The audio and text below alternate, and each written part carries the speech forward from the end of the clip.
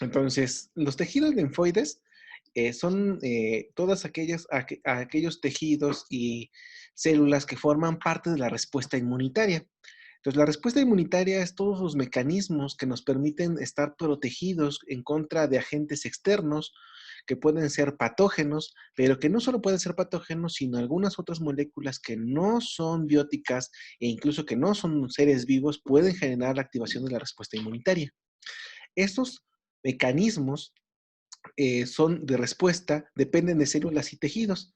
Esas células y tejidos son conocidos como tejidos u órganos linfoides. Esos órganos linfoides los hemos dividido en dos, los órganos linfoides primarios y secundarios.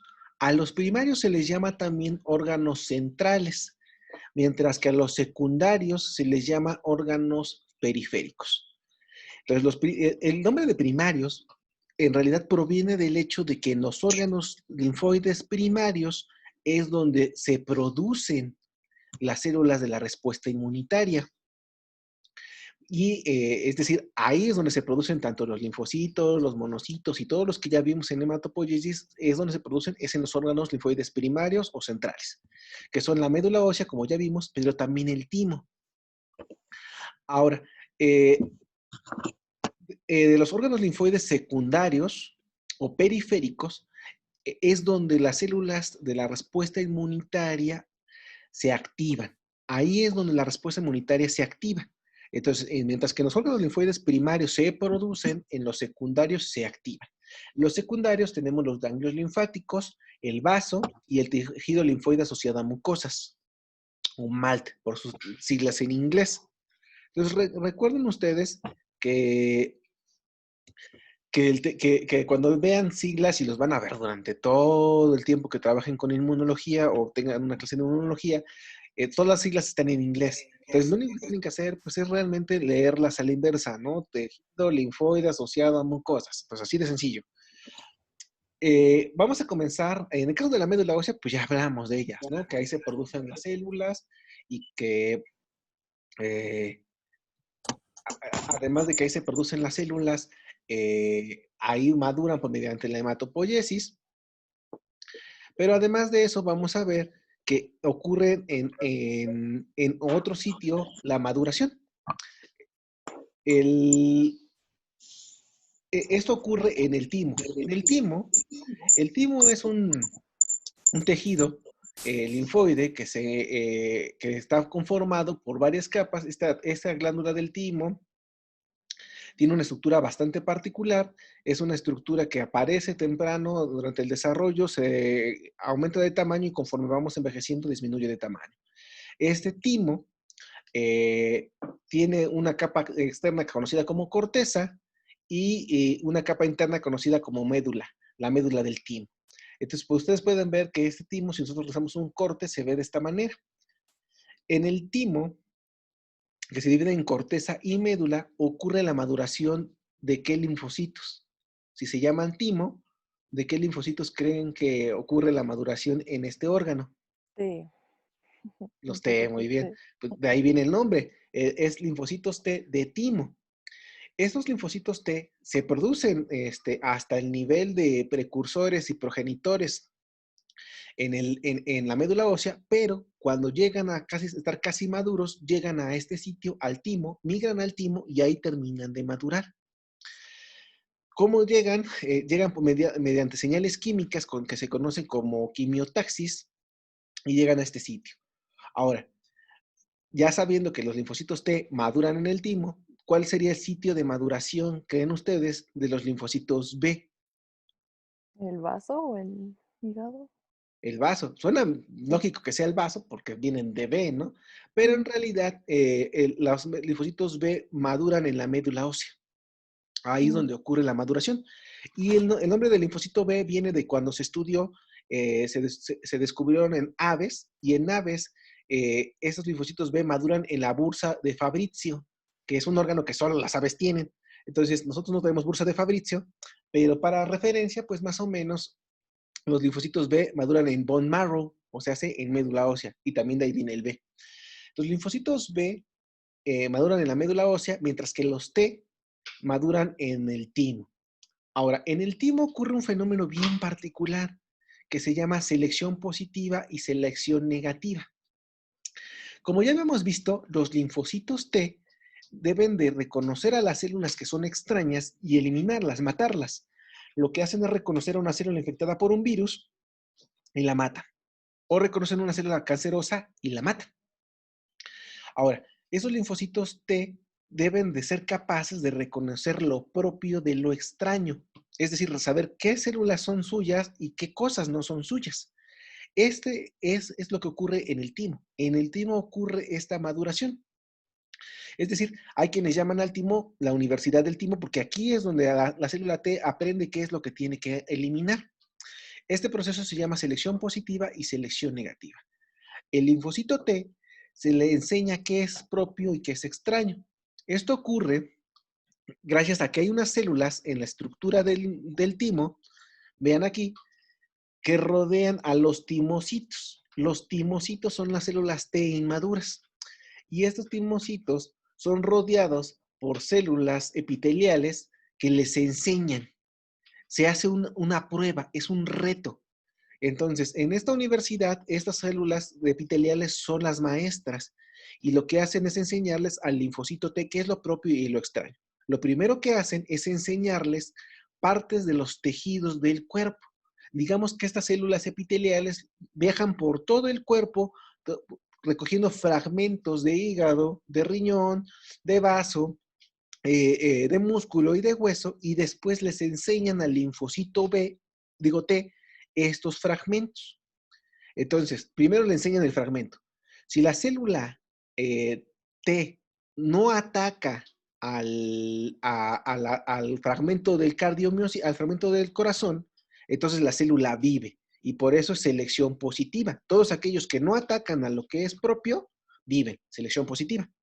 Ahora, ¿qué pasa si el linfocito T mío, cuando yo le enseño un cachito de hígado, este linfocito T lo ataca? ¿Creen que eso sea correcto? No. No es correcto. Si este linfocito T, que es capaz de reconocer y atacar a un hepatocito o a un cardiomiocito y sobrevive, ¿qué pasaría en un ser vivo? Pues, ¿Cómo? no sé, una sobreproducción. O Mm. sea, pues ese linfocito T, digamos que es capaz de, le enseñan un cachito de hígado y lo ataca. Si este linfocito vive y vive con nosotros, ¿qué pasaría con ese linfocito a largo plazo o a mediano plazo? Pues tal vez causaría un daño hepático, ¿no? Exactamente. Si él reconoce al hígado y yo no lo mato, lo que va a hacer es atacarme a mí. Entonces, ese linfocito T que reconoce al hígado y no lo mato, después me va a matar a mí. Ese se conoce como linfocitos autorreactivos. Y entonces, cuando el linfocito T reconoce un antígeno, bueno, reconoce una molécula, un cachito del hígado como extraño y lo ataca, lo que se hace es matar a ese linfocito T. Eso se le conoce como selección negativa. Todos aquellos linfocitos que son capaces de reaccionar contra tejidos propios son eliminados. A eso se le llama selección negativa y aquellos que no atacan a los tejidos propios se le llama, sobreviven y se le llama selección positiva. Este proceso de selección positiva y negativa ocurre en el timo y ocurre gracias a que estas células epiteliales en realidad no crean que lo que hacen es ir viajando por el hígado y del cuerpo y agarrar un cachito de hígado y enseñárselo a las células T o tomar un cachito de corazón y enseñárselo a las células T.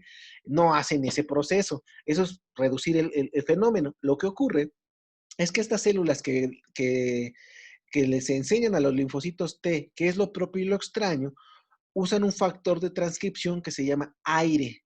Es decir, es una proteína que tienen que les permite leer todos los genes del genoma.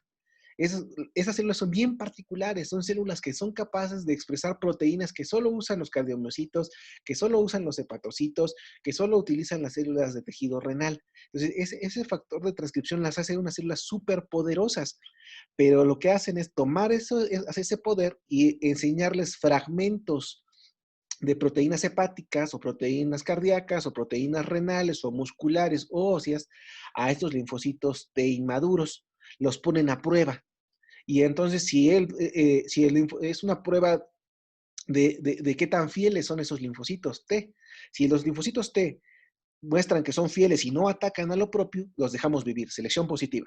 Si esos linfocitos T atacan a las moléculas propias, entonces esos linfocitos T son maléficos. Si los dejamos vivir, nos van a atacar a nosotros mismos y eso, ¿cómo se le conoce? ¿Cómo se le conoce? Cuando nuestro propio sistema inmunitario nos ataca. Enfermedad autoinmune. Exactamente. Eso, algunas de las causas de la autoinmunidad es la presencia o la sobrevivencia de estos linfocitos T autorreactivos. Solamente es una de las razones, existen varias, pero el hecho de que la selección positiva y negativa no se realice de manera correcta en el timo puede llevar a enfermedades autoinmunes. Ahora, ¿qué pasa? Si los linfocitos T reconocen a un antígeno propio como extraño, un cachito de hígado y lo atacan, esas células deben ser eliminadas. Y lo que se hace es matarlas, literalmente las asesinan. ¿Y dónde van a morir? Van a morir a esta estructura que se llama corpúsculo de Hassall. Este corpúsculo de Hassall son un conjunto de células que forman esta estructura en forma de espiral y que hasta hace algunos años les decían que no servían para nada o no sabemos para qué sirven. Resulta que en estos corpúsculos de Hassall es donde van a morir los linfocitos T autorreactivos, que son seleccionados negativamente en el timo. Ahora, resulta que además este corpúsculo de Hassall no solo es un cementerio de linfocitos T conspiradores, también es justo aquí en el corpúsculo de Hassall donde se producen las timopoyetinas y las timosinas. Esas timopoyetinas y timosinas son aquellas moléculas que permiten que los linfocitos T que sí sobreviven, o sea que sí pasaron la prueba de lealtad, que no atacaron a lo propio, puedan terminar de madurar. Es decir, que en el timo ocurre un fenómeno bien curioso, que la selección positiva y negativa se parece más o menos a lo que ocurría con los mexicas aquí en el centro del país. Si ustedes recordarán sus clases de historia, a esos que les llaman aztecas, que en realidad son mexicas, lo que ocurría es que cuando iban a guerra capturaban prisioneros y esos prisioneros los mataban. Los mataban en un ritual y lo que hacían era tomar sus cuerpos, meterlos a ollas y cocerlos con maíz, cacahuacintle. ¿A qué le suena eso de mezclar carne con maíz? Pozole. Pozole, exactamente. El pozole viene de ahí, viene de mezclar la carne de los vencidos con maíz y después lo que ocurría es que este pozole lo consumían los guerreros victoriosos porque la creencia era que les iba a pasar el poder de sus enemigos y después le daban al pueblo en general y el pozole de ahí viene su origen.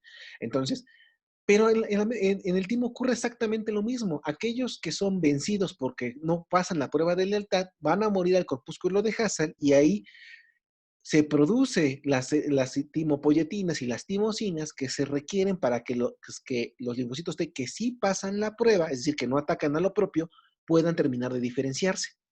Entonces, este proceso de selección positiva y selección negativa, que es la fase final de la diferenciación de los linfocitos T, es fundamental para que no exista linfocitos autorreactivos.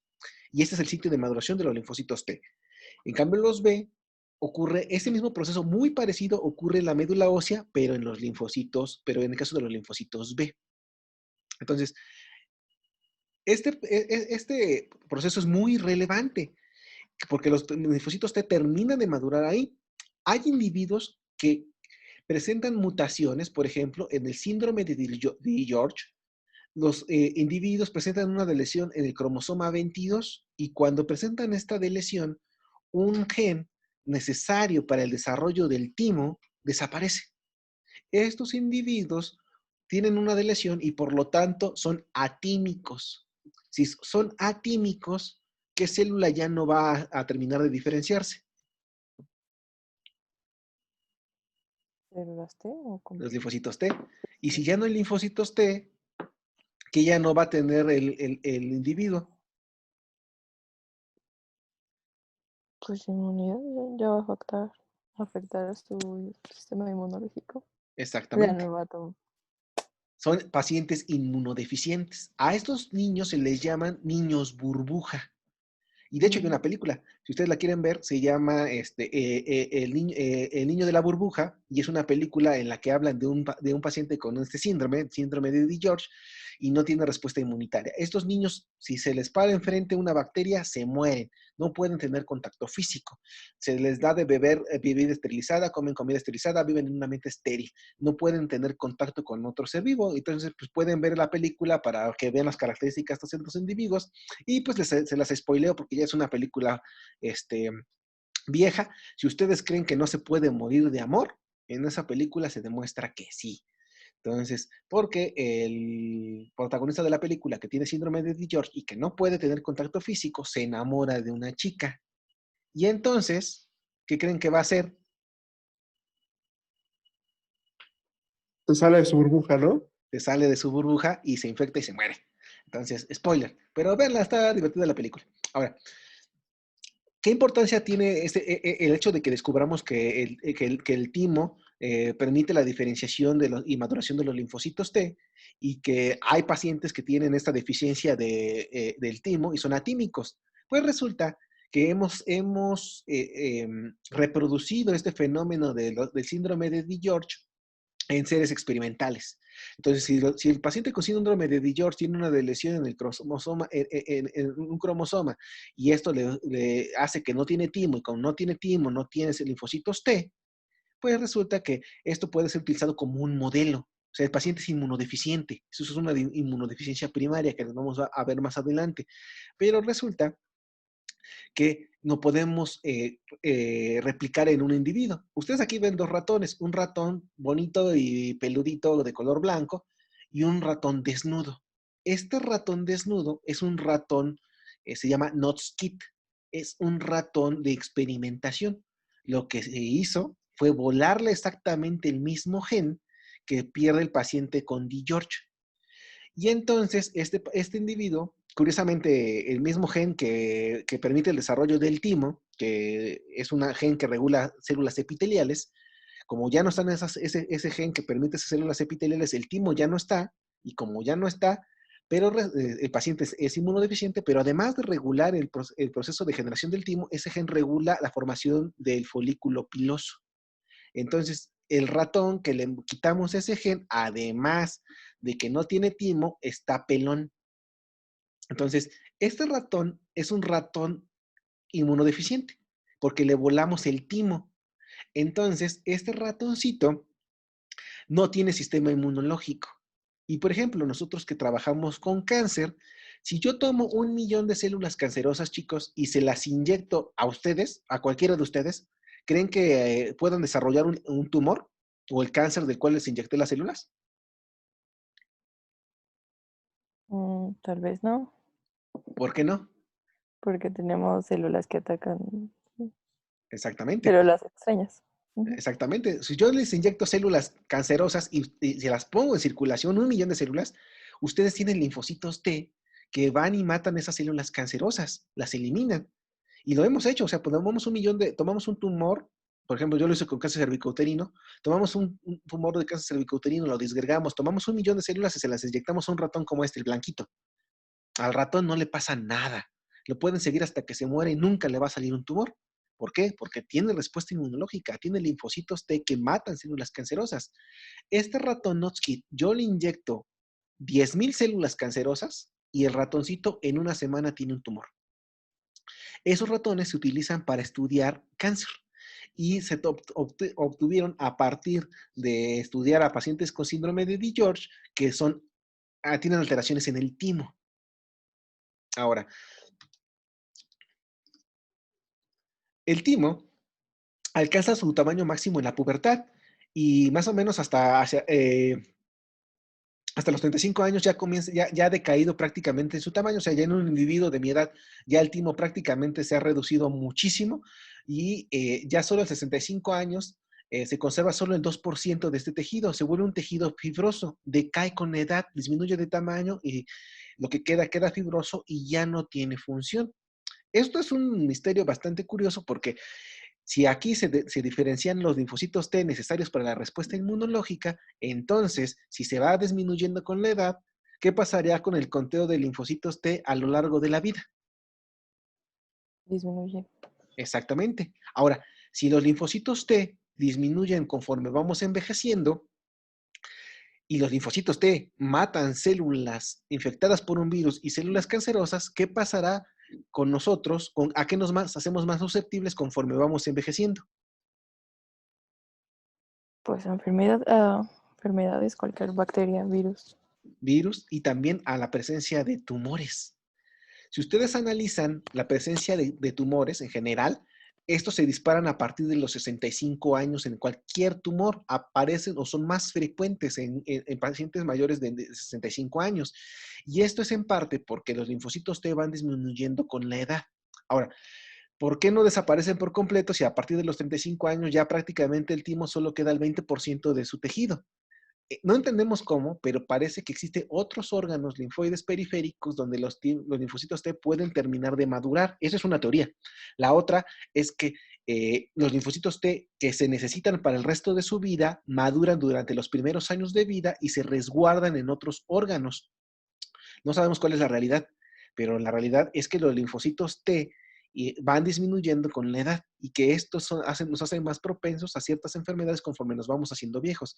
Parte del hecho de que las enfermedades infecciosas y las oncológicas aparezcan más en organismos mayores se debe a que la respuesta inmunitaria va disminuyendo.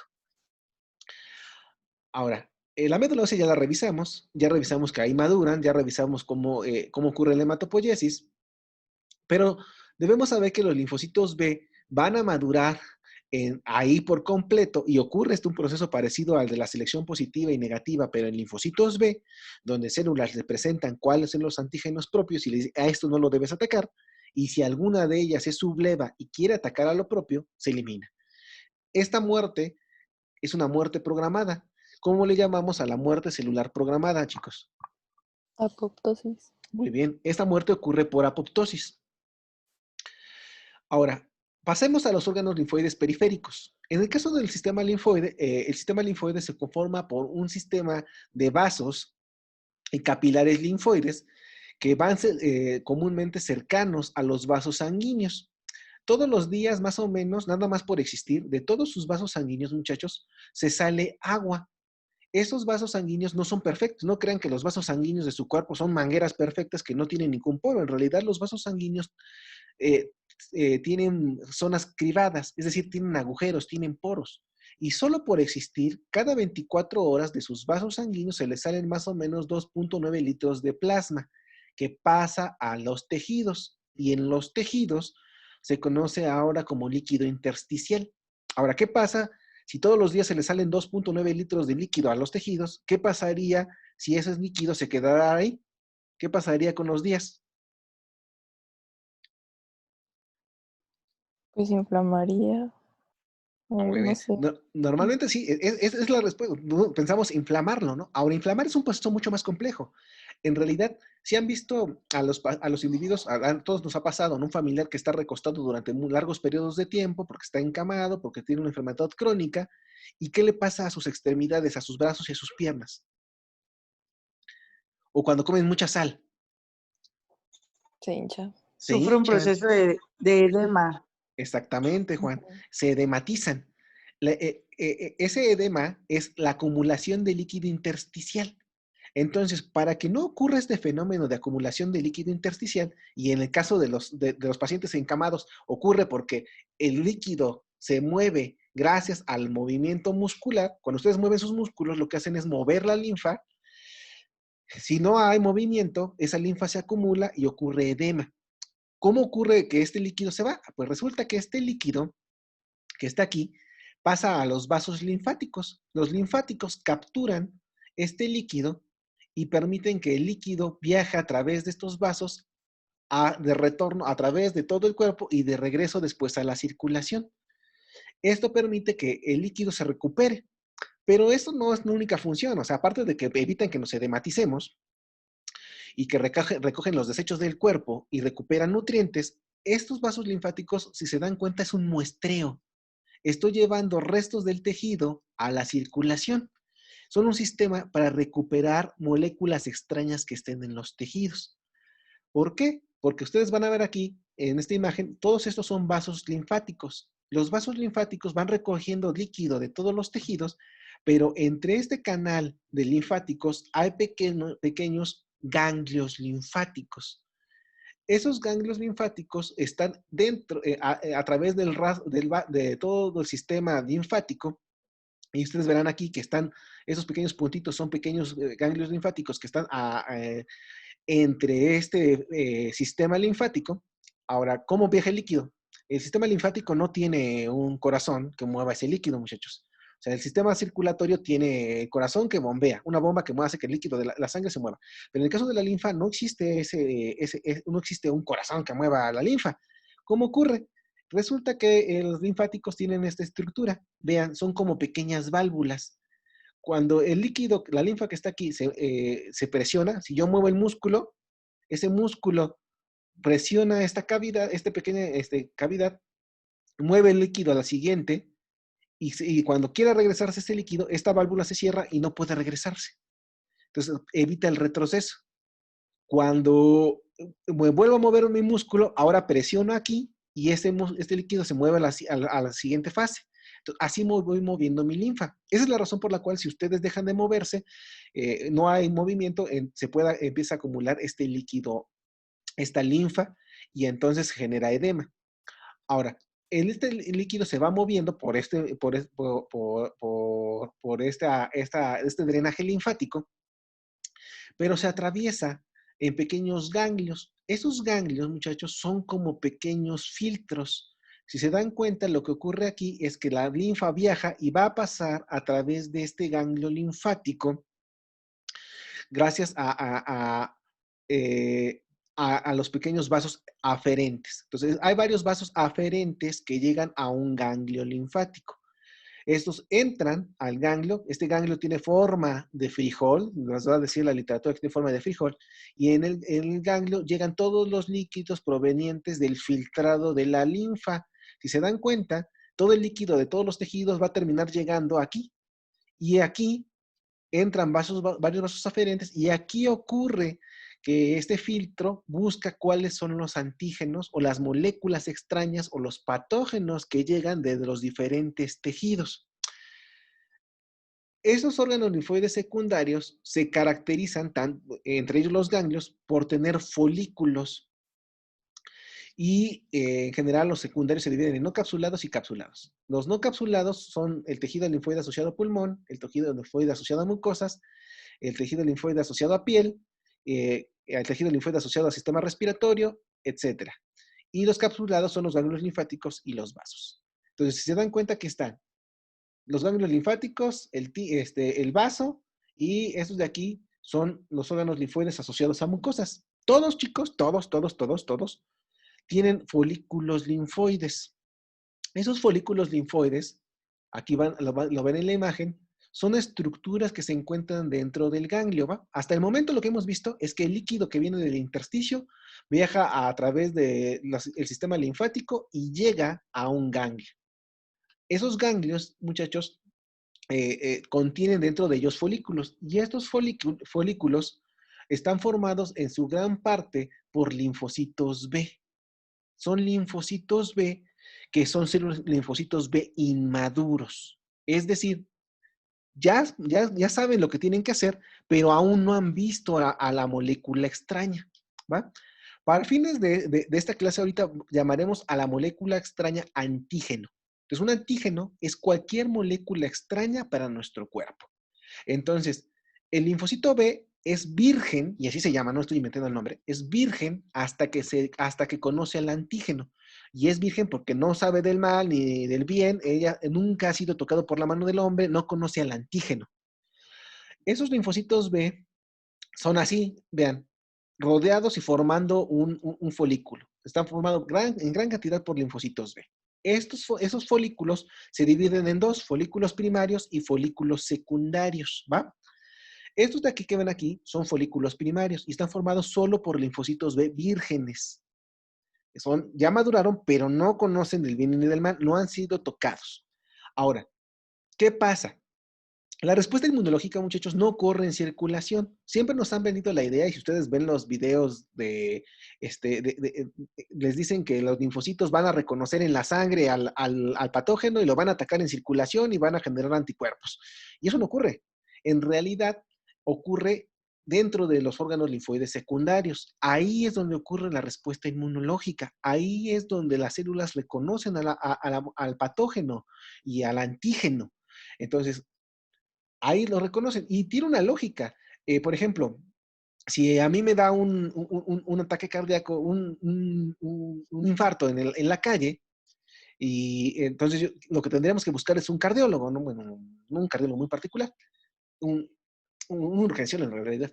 Y sería buena idea que para que la gente no se muera, pusiéramos urgenciólogos en cada esquina por si algún fulano le da un infarto. Sería un esquema interesante o asequible para poder tratar a los infartos en México.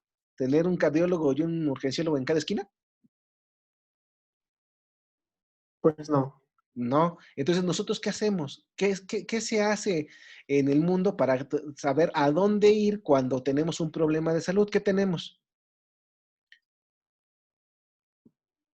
¿Qué edificios o organizaciones tenemos donde aglomeramos a los médicos para que estén disponibles? Son los Urgencias. hospitales. Hospitales. Los órganos linfoides secundarios son hospitales, porque ahí están las defensas. Entonces, lo que hay que hacer es llevar al antígeno o a los patógenos a los sitios de los órganos linfoides, a los órganos linfoides secundarios para que ahí sean reconocidos.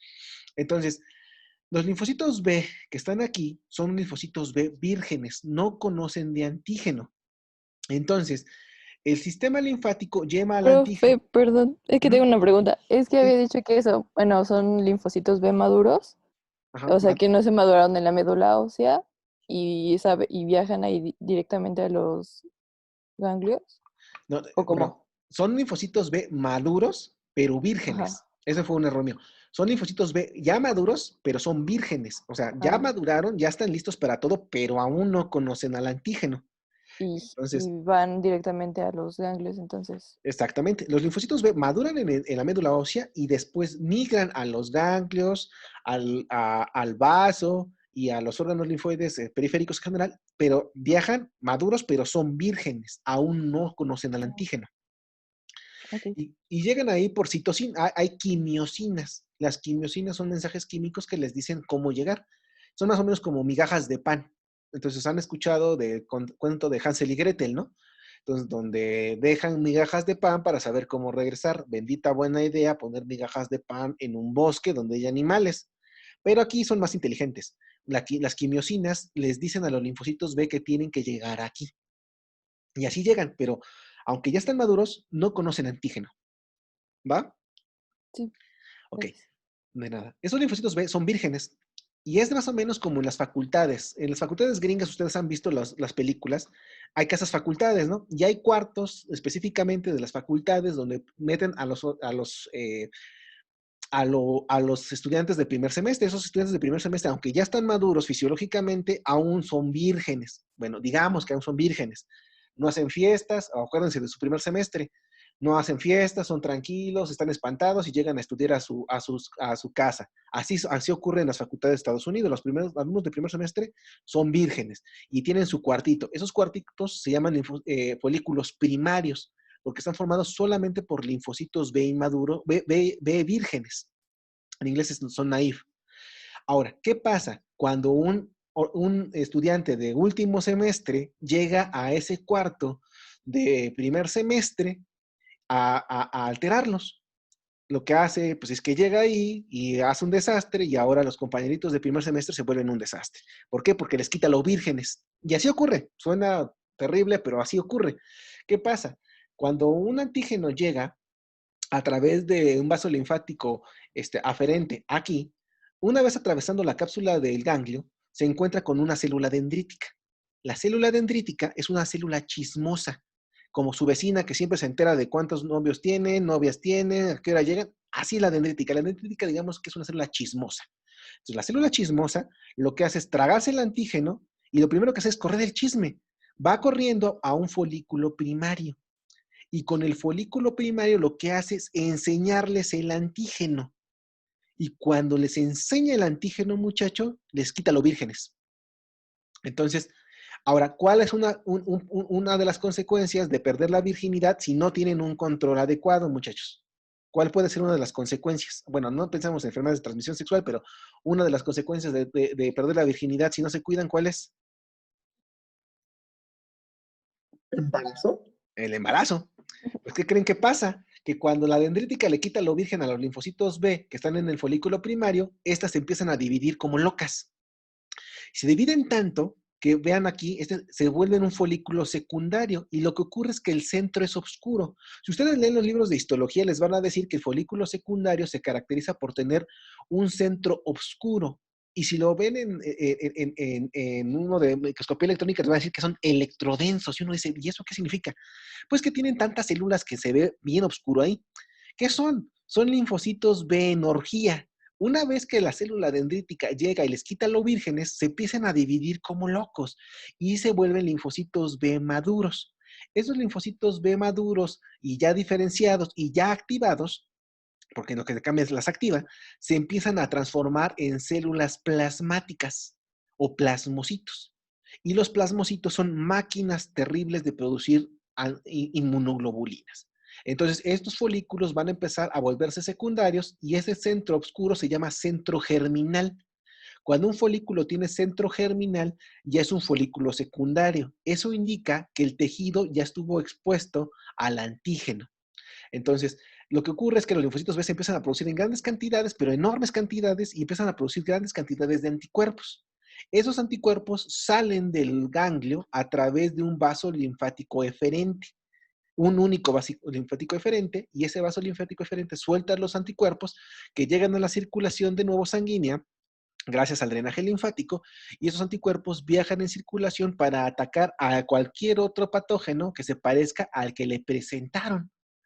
Ahora, una de las consecuencias de la activación de este folículo que se volvió primario secundario, porque ahora tiene linfocitos B activos, es que ahora la cantidad de células de aquí incrementa, la cantidad de líquido incrementa. Este folículo tiene una cápsula que es rígida. Y entonces, si yo aumento la cantidad de células y yo aumento la cantidad de líquido, ¿qué le va a pasar al vasito? Digo, al vasito, al ganglio. Cuando van al médico, ¿qué les palpan? La garganta. ¿La garganta?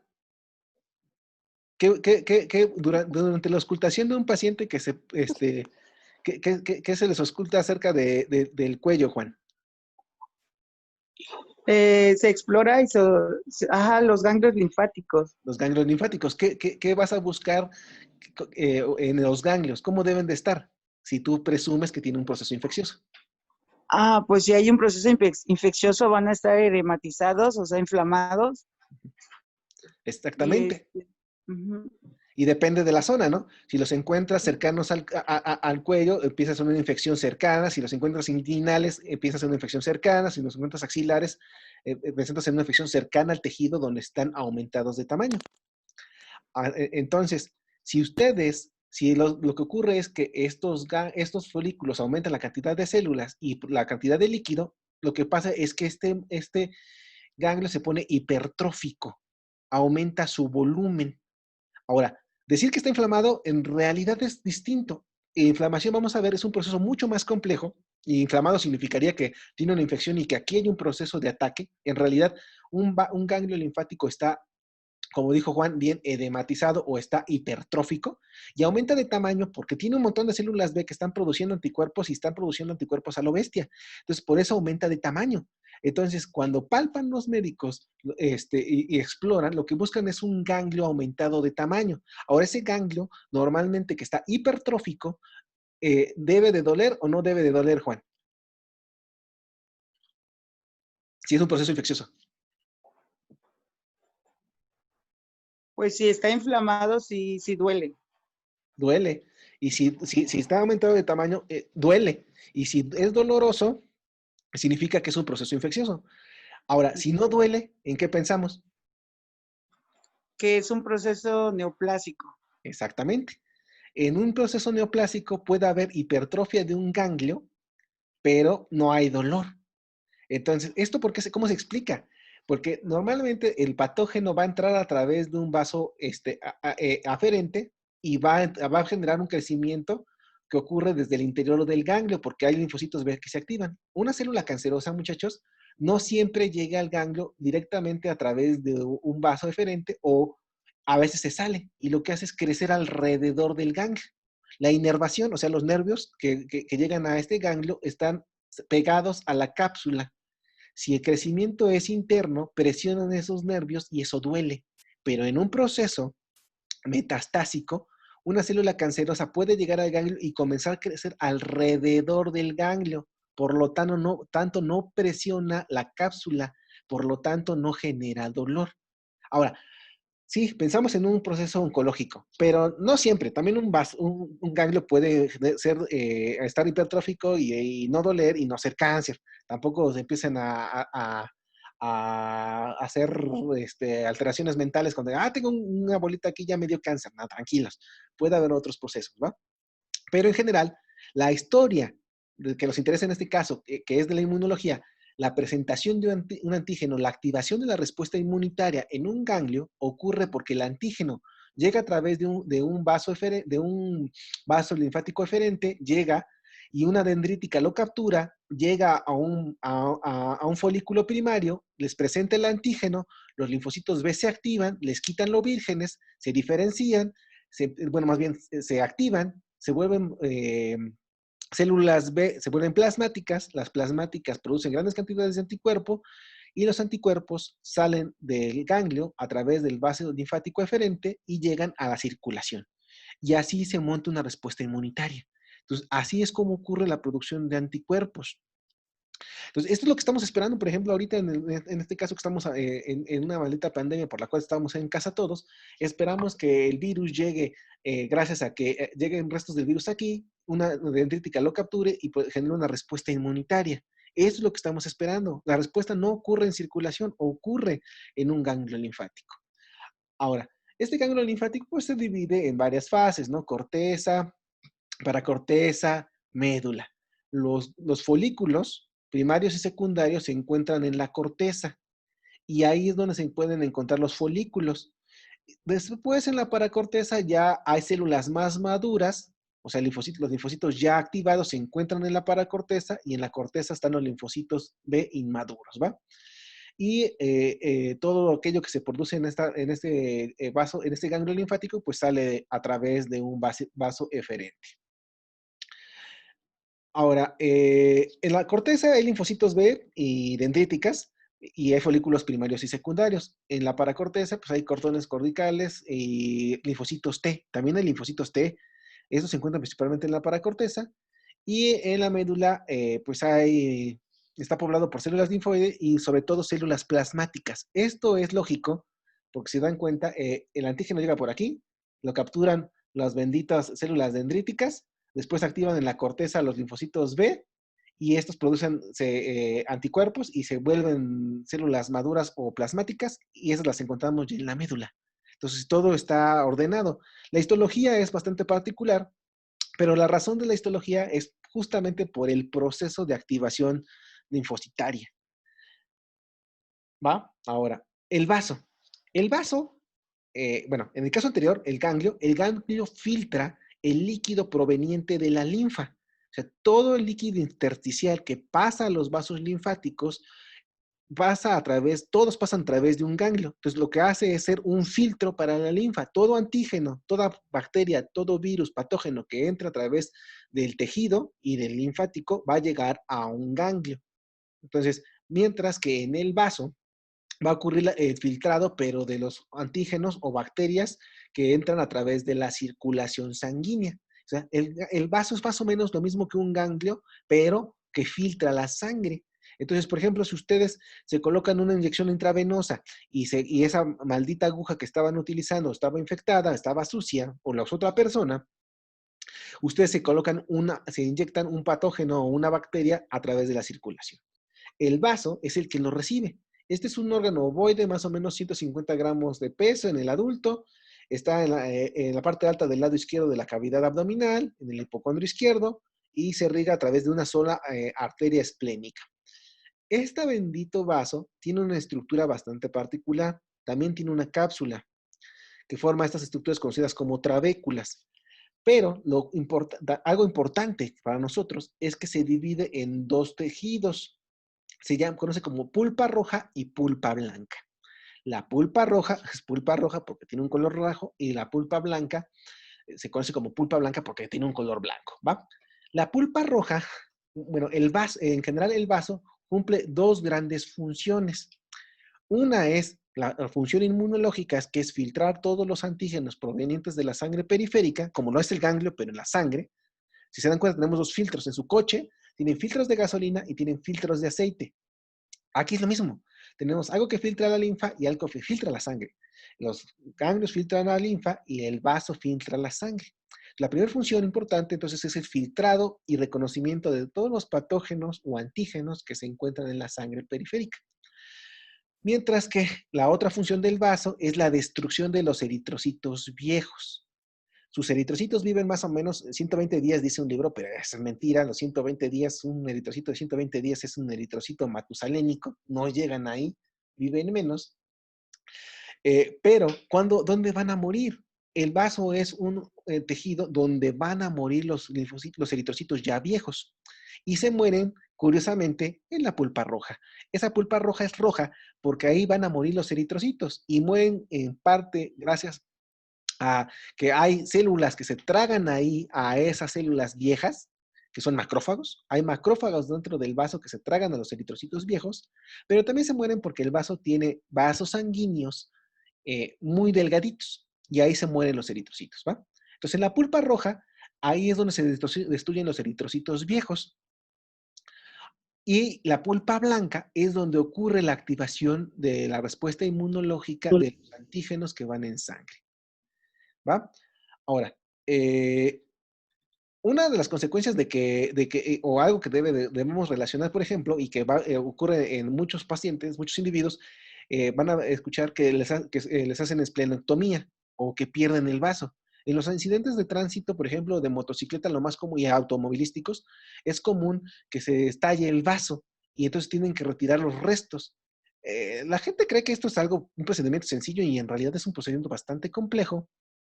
Porque, por ejemplo, si es el sitio donde van a morirse los eritrocitos viejos, si yo retiro el vaso, entonces va a haber eritrocitos viejos en circulación que andan por ahí y eso puede generar bastantes alteraciones. Ahora, la otra alteración que puede generar en un individuo que se le quita el vaso es que la pulpa blanca, que es esto que vemos aquí, forma algo que se llama PALS o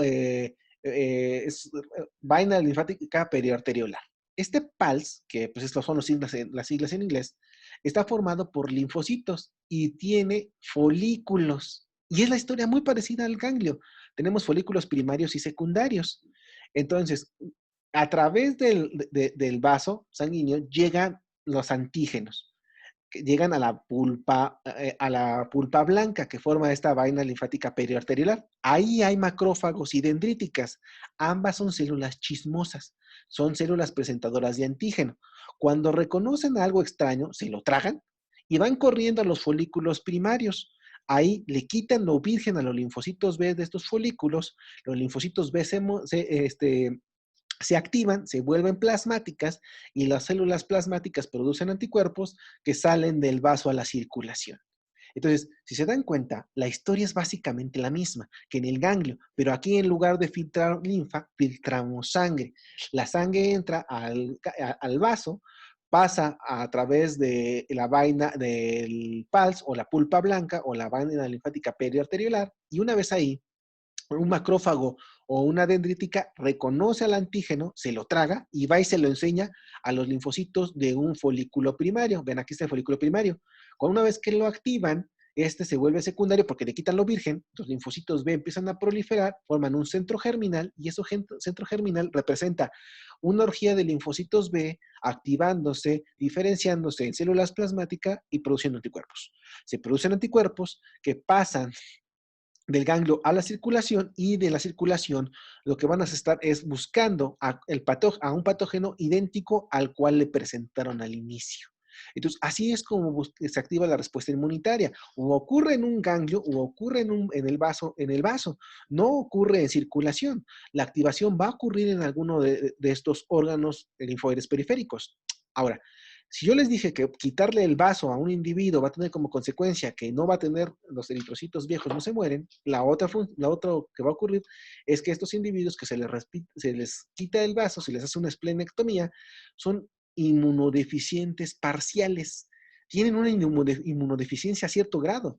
Y lo clave en eso es que estos pacientes presentan infecciones por algunos patógenos, como algunas bacterias piógenas, bacterias encapsuladas como los neumococos, con mucha más frecuencia que los seres que sí tienen en vaso.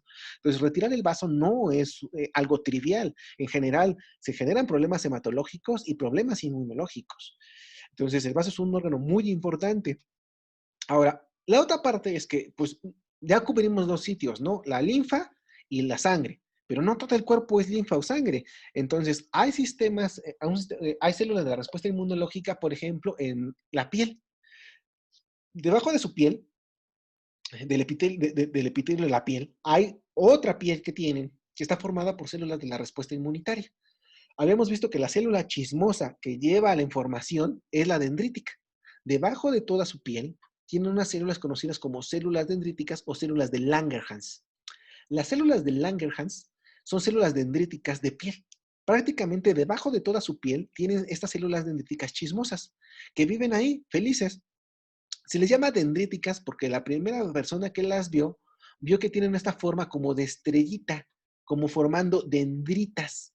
Y entonces se imaginó que era una neurona y se les llamó células dendríticas. Después descubrimos que no eran neuronas y que eran otras células y les llamaron macrófagos y después descubrimos que no son macrófagos, que son células dendríticas, que son células presentadoras de antígena, células chismosas.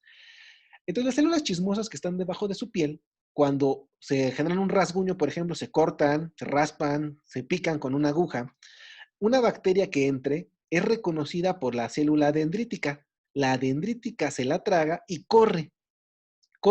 ¿Qué puede hacer? Puede viajar hacia un vaso linfático y en este vaso linfático va a viajar hacia un ganglio cercano o puede viajar a un vaso sanguíneo y de ahí llegar al vaso.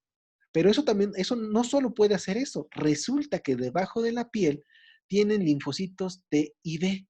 Y resulta que esta célula dendrítica puede viajar a estos pequeños folículos y activar a linfocitos T y B. Es decir, que la respuesta inmunitaria se puede montar debajo de la piel gracias a este sistema inmunitario cutáneo. Y prácticamente toda su piel tiene respuesta inmunológica gracias a dendríticas que se encuentran debajo de la piel. Y puede hacer dos cosas, o puede ir viajando la dendrítica hacia un vaso sanguíneo y llegar al vaso órgano, o puede ir a un linfático y llegar a un ganglio linfático. Pero no solo hace eso, también puede activar células que están in situ, ahí, debajo de la piel, de la respuesta inmunitaria. Ahora, además del sistema inmunitario de la piel, porque pues la piel también está ahí participando, donde no tenemos piel y tenemos contacto con el medio ambiente, tenemos mucosas. Entonces, además de la piel, porque tenemos contacto con el medio externo, tenemos mucosas, las vías respiratorias, las vías urogenitales, etcétera. Todos esos sitios donde no tenemos las vías respiratorias, donde no tenemos piel, pero tenemos mucosas. Estas mucosas también tienen tejido linfoide que nos protege. Ese tejido linfoide se llama tejido linfoide asociado a mucosas, que se conoce como MALT, tejido linfoide asociado a mucosas. Depende del sitio donde está ese tejido, tiene otro nombre. Por ejemplo, el tejido linfoide asociado a bronquios se conoce como BALT. El tejido linfoide asociado al sistema intestinal y digestivo se conoce como GALT. Y viene del inglés en realidad. G es de gut, tripa. El sistema linfoide asociado a la nariz se conoce como NALT, de nose. Entonces, el sistema linfoide asociado a piel se conoce como SALT, de skin. Y cada vez van surgiendo más y más y más y más. GAL, SAL, BALT, NALT, etc. Pero el más conocido tal vez en la actualidad es el MALT, tejido linfoide asociado a mucosas, a intestino, el GALT. El GALT se encuentra principalmente en el sistema digestivo y está representado por las placas de Peyer. Estas placas de Peyer son estructuras en el sistema digestivo que reconocen o permiten reconocer los antígenos o las bacterias y los patógenos que llegan a través del sistema digestivo. ¿Qué ocurre? Tienen esta estructura. Entonces, ustedes tienen en el sistema digestivo estas vellosidades. Si ustedes han visto tejido de sistema digestivo o han comido pancita, entonces han visto que el tejido tiene estas microvellosidades. Esas células tienen microvellosidades en general, pero si ustedes son muy minuciosos, van a observar que el tejido intestinal tiene una región donde las células están pelonas, pierden las vellosidades y los cilios. Estas zonas se conocen como células de células M. Estas células M son parte de la placa de Peyer. Entonces, lo que ocurre es que, vean, la célula M es una célula que está en el tejido intestinal, pero es una célula trampa, no tiene vellosidades y tiene una cavidad. Entonces, lo que ocurre es que cuando un patógeno llega, la célula M lo captura y lo pasa a su cavidad. En su cavidad hay células dendríticas, linfocitos T y linfocitos B. Una vez que ocurre esto, la dendrítica se traga al maldito patógeno y viaja a folículos linfoides que se encuentran cercanos a la célula M y que forman propiamente la placa de Peyer. Entonces, la placa de Peyer todos esos puntos que ven aquí, son folículos primarios y secundarios. Entonces, cuando la célula M captura a un patógeno, la dendrítica lo captura, la dendrítica corre a un folículo primario, de nuevo lo activa, les quita lo virgen a los linfocitos B se maduran y se producen anticuerpos. Solo que en el caso del GALT se producen un tipo muy particular de anticuerpos que se conocen como IgAs o inmunoglobulinas de secreción o inmunoglobulinas de mucosas, que eso es algo que ahorita se está volviendo muy importante porque lo que estamos buscando, por ejemplo, en los pacientes con COVID es que produzcan inmunoglobulina A en contra del virus en mucosas. Entonces, eso es muy importante. Ahora, no solamente ocurre por una vía, por ejemplo, resulta que las dendríticas pueden vivir aquí y asomar su bracito a través de la célula M y capturar a la bacteria y volver a hacer lo mismo. Lo procesan, corren hacia un folículo primario, lo activan, se vuelve secundario, el secundario tiene linfocitos B maduros que producen anticuerpos y los anticuerpos salen a atacar justamente en este sitio, por ejemplo, en intestino o en la mucosa que corresponda. Entonces, la placa de Peyer se caracteriza porque es un tejido linfoide no capsulado, o sea, que está difuso. Si te dan cuenta, a diferencia de los ganglios y del vaso que vimos, no tiene una cápsula, sino que los folículos están ahí dispersos en el tejido, pero depende de una célula M que captura el antígeno, pero básicamente la historia es la misma.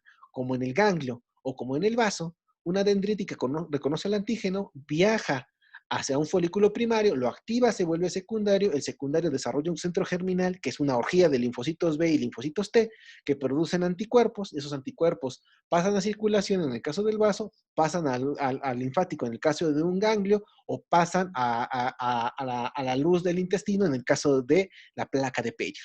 Entonces, en resumen, los órganos linfoides primarios producen las células de la respuesta inmunitaria.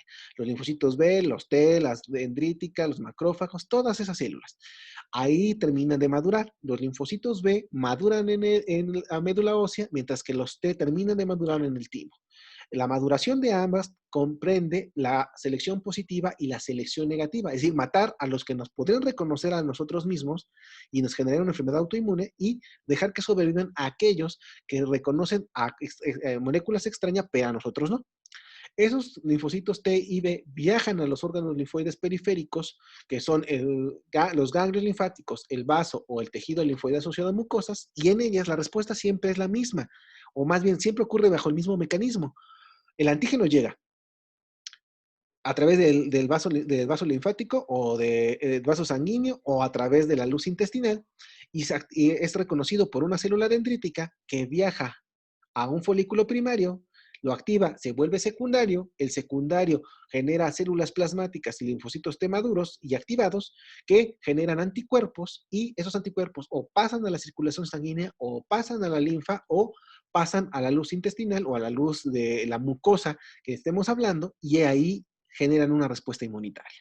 En general, la respuesta inmunitaria es así, requiere la participación de los órganos linfoides secundarios. Los primarios producen, los secundarios generan la activación. Ya en clases posteriores vamos a ver cómo ocurre esta activación, cómo se activan los linfocitos B, cómo se activan los linfocitos T y qué ocurre en otras clases ya muy posteriores.